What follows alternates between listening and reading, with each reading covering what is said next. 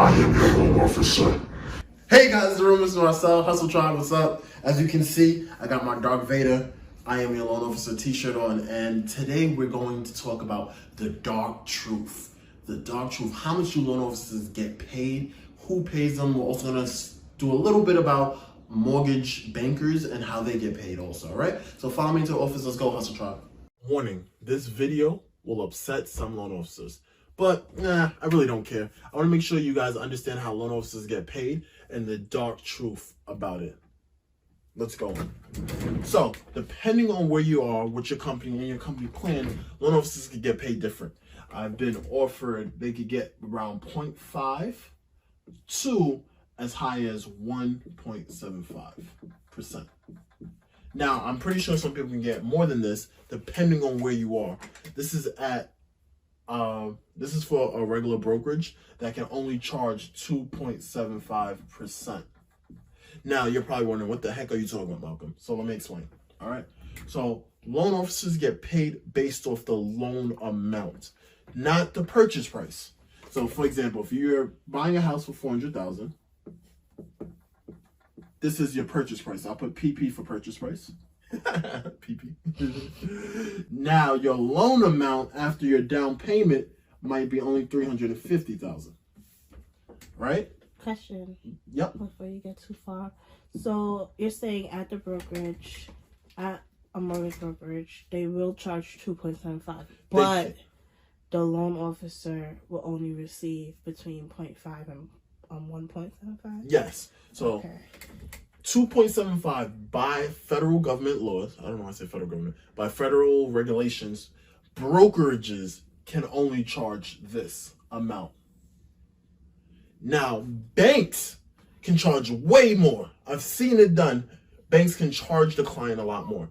Now, this 2.75, it's not always paid by the borrower, meaning the client. So you come into a brokerage and you're like, oh my God, they're charging me 2.75. No, they charge the bank it, because remember, the brokerage's job is to bring the file in, find whatever bank is going to give the client the best rate, help them, and actually be able to close the file. They charge that bank 2.75 for bringing them the file. Okay. Now, the client isn't paying it indirectly.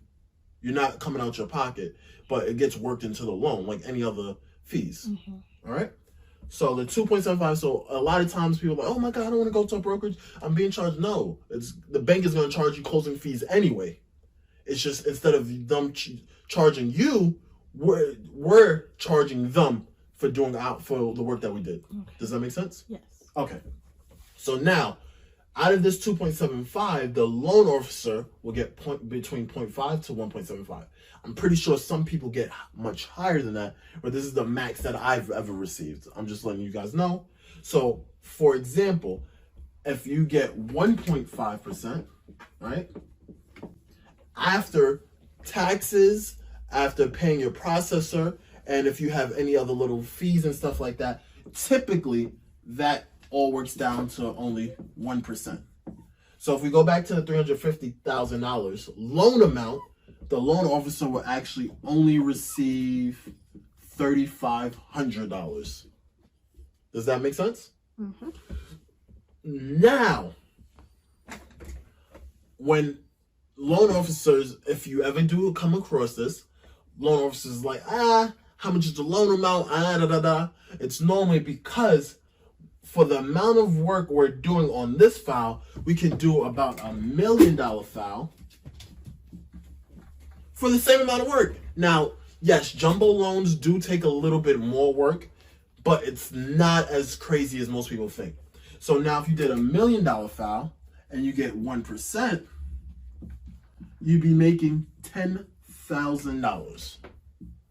So when people tell you that being a loan officer doesn't pay, that's bullshit. It does pay. $10,000, and this is off of one loan. Now, if you're doing 4 to 5, even if you're doing 4 to 5 little loans, they all add up. So the bigger your loan is, the more your loan officer will make. Now, you guys have to realize though, right? It does take time.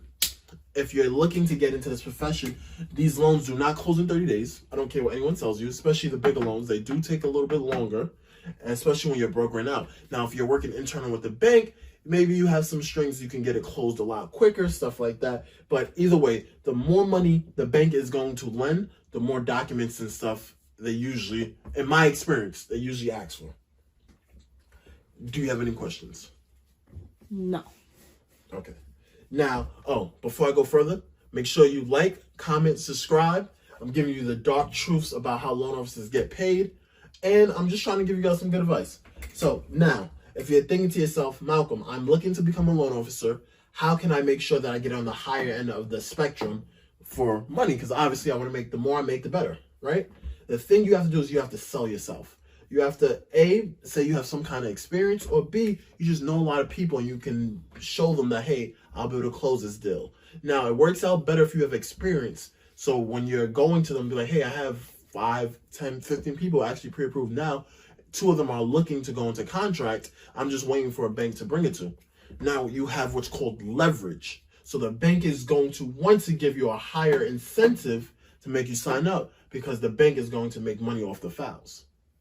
Now, as I said before, this is off of the brokerage side. On the banking side, it's a lot different. They can actually get paid more than this.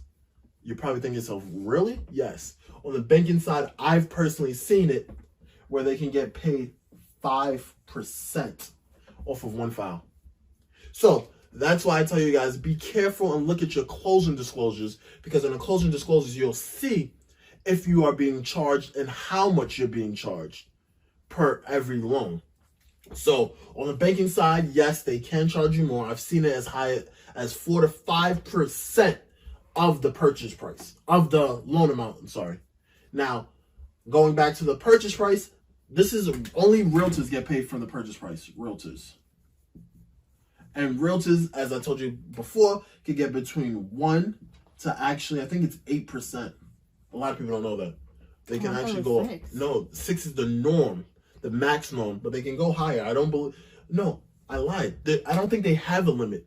It's normally done between 1 to 6%, but it doesn't, technically they don't have a limit. Sorry about that. Chester kicked the phone screen, the phone stand.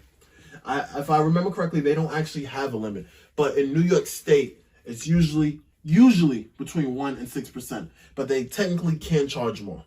So realtors get paid off the purchase price between 1 to 6%. Loan officers get paid off the loan amount after the down payment comes out.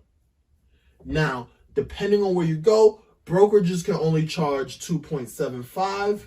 Brokerage can't charge a dime more.